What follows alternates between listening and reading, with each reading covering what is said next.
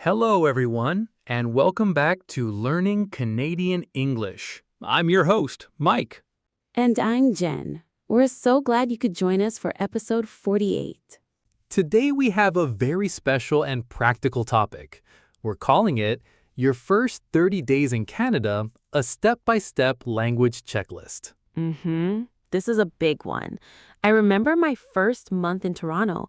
It felt exciting, but also a little overwhelming, especially with the language. Exactly, Jen. I felt the same way when I moved to Vancouver from India. You have so much to do, and you have to do it all in a new language. So we thought, let's create a checklist to help our listeners navigate those first 30 days. It's a great idea. We've broken it down week by week, focusing on the most important language skills you'll need right away. Ready to start with week 1? Let's do it.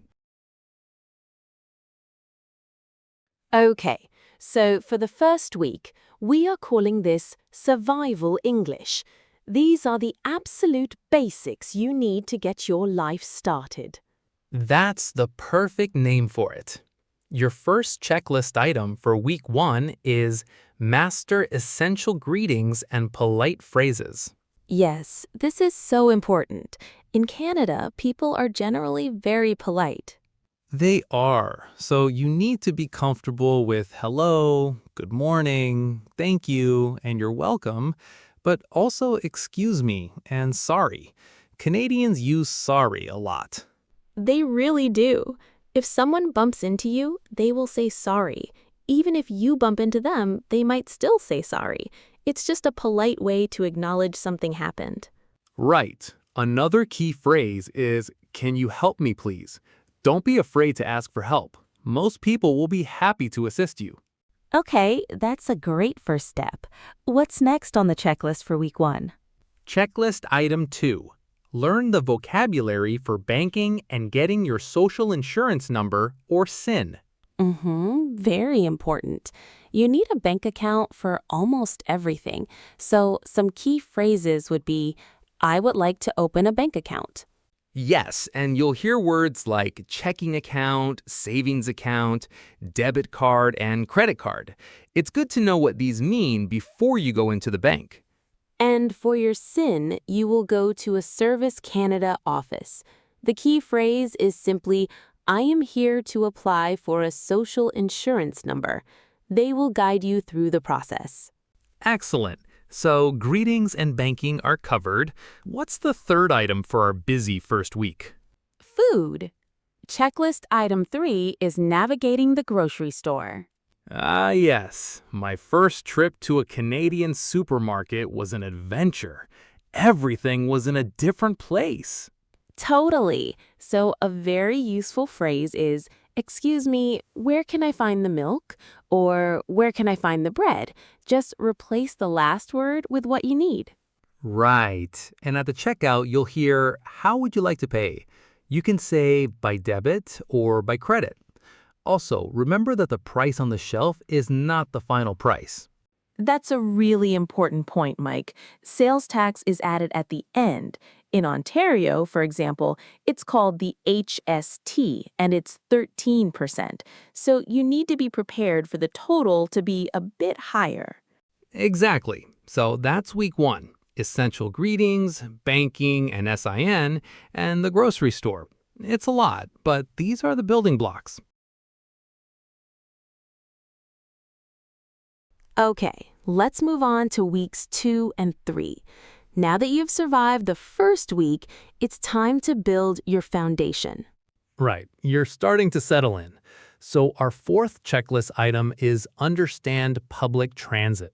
In most big cities, you'll be using buses, streetcars, or subways, so you need to know some key words like bus stop, subway station, and fare, which is the money you pay to ride.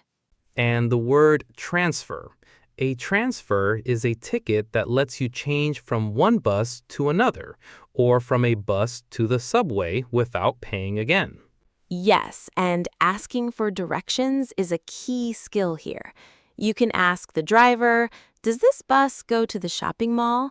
Or you can ask someone at the bus stop, Is this the right way to get downtown? Great advice. It seems scary at first, but it gets easier. Okay, what is checklist item number 5? Making phone calls, especially for appointments. Okay, let's move to our next checklist item for the foundation building weeks. It's a really important one. Applying for your provincial health card. Oh, this one can be very stressful. You can't see the person's face, so you rely only on listening.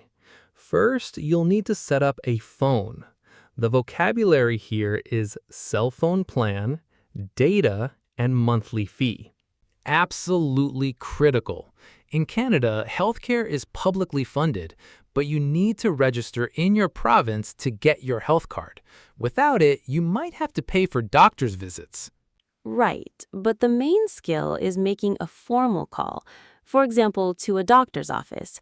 A good way to start is, "Hello, I would like to make an appointment, please." That's right, and the process is different in each province, so the first step is to find the website for your provincial Ministry of Health. You can search online for something like Apply for Health Card Ontario or BC Health Card Application. That's perfect. Clear and polite. They will then ask you for your name and your reason for the visit.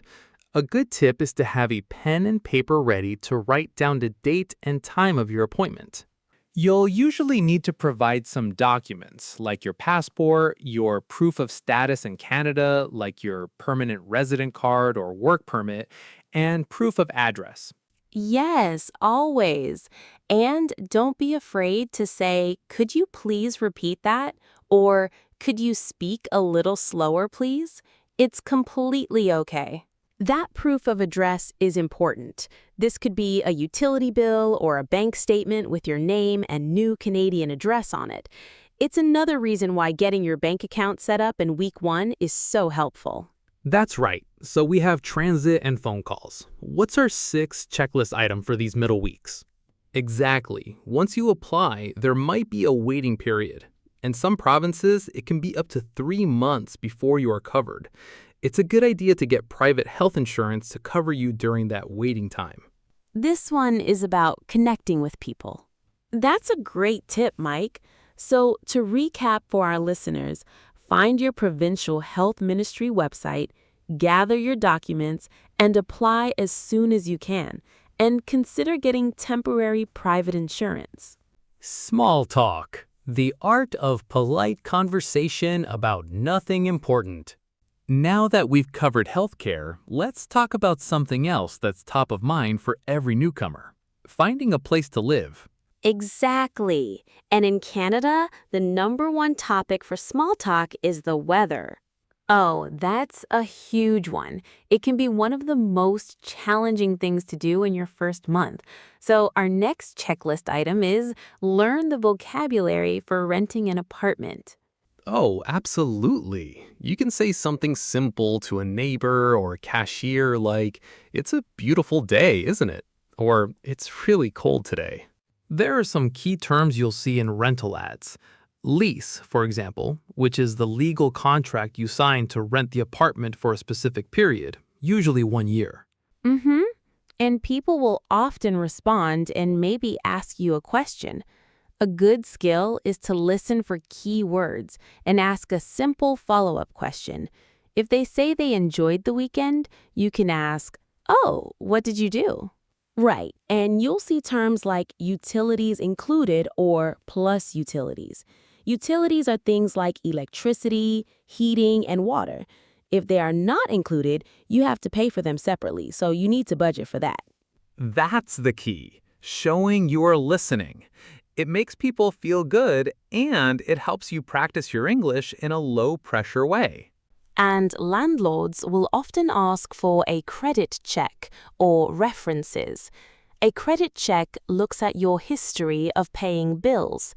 As a newcomer, you might not have a Canadian credit history, so it's good to have a letter from your employer or proof of funds from your bank.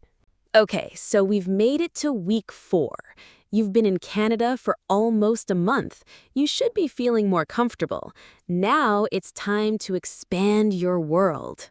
And landlords will often ask for a credit check or references. A credit check looks at your history of paying bills.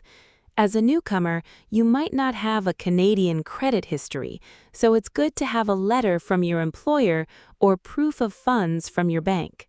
Right, so our 7th checklist item is join a community group or a language class. Great advice. When you are talking to a landlord or property manager, you can ask, what is included in the rent? Or is there parking available? It's important to have a list of questions ready. This is such a great step. Your local public library is the best place to start. They have free conversation circles, workshops, and information about government-funded language classes, like Link. Excellent safety tip. So be prepared with your documents, understand the key vocabulary, and be cautious. It's a big step, but finding your own place is a wonderful feeling. Yes, LINK stands for Language Instruction for Newcomers to Canada. They're excellent. When you go to the library or a community center, you can say, "Hello, I'm new to Canada and I'm interested in finding a language class." Excellent safety tip. So, be prepared with your documents, understand the key vocabulary, and be cautious. It's a big step, but finding your own place is a wonderful feeling. And they will be so happy to help you. It's their job. This step is about moving from just surviving to actually building a community and making friends. We've covered some major logistical hurdles, but what about when you actually start working? The culture in a Canadian workplace might be different from what you're used to. It's a huge step for your confidence. All right, we've reached our final checklist item for the first 30 days. Number 8. Number 8 is a fun one. Start to notice Canadian slang and idioms. Ah, yes, the things you don't learn in a textbook. You don't need to use them, but it's good to understand them. Definitely. For example, if you go to Tim Hortons, a very popular coffee shop, you might hear someone order a double-double. What does that mean, Jen? It means a coffee with 2 creams and 2 sugars. Very Canadian. Right, and you'll also hear about money. The $1 coin is called a loonie because it has a picture of a loon, a type of bird. And the $2 coin is called a toonie, like 2 loonies. Exactly. And of course, the most famous Canadian word, spelled E-H. It's often put at the end of a sentence to turn it into a question like, "It's cold today, eh?" It is. The point is not to memorize all these, but just to listen for them. It helps you feel more connected to the culture and the way people really speak. So, that's our checklist for the first 30 days. Let's do a quick recap. Okay, in week 1, focus on survival, greetings, banking, and groceries. In weeks 2 and 3, build your foundation, public transit, making phone calls, and practicing small talk. And in week 4, expand your world. Join community groups and start noticing Canadian slang. The most important thing to remember is that this is a journey. You will make mistakes, and that is a normal part of learning. Be patient and be kind to yourself. I completely agree. Every small conversation is a victory. Celebrate your progress, no matter how small it feels. Well, that's all the time we have for today. We hope this checklist is helpful for all the newcomers listening. Thank you so much for tuning in to Learning Canadian English. You can find a full transcript of this episode and a copy of the checklist on our website. Join us next time when we'll be talking about how to handle job interviews in Canada. Until then, keep practicing. Goodbye, everyone. Bye!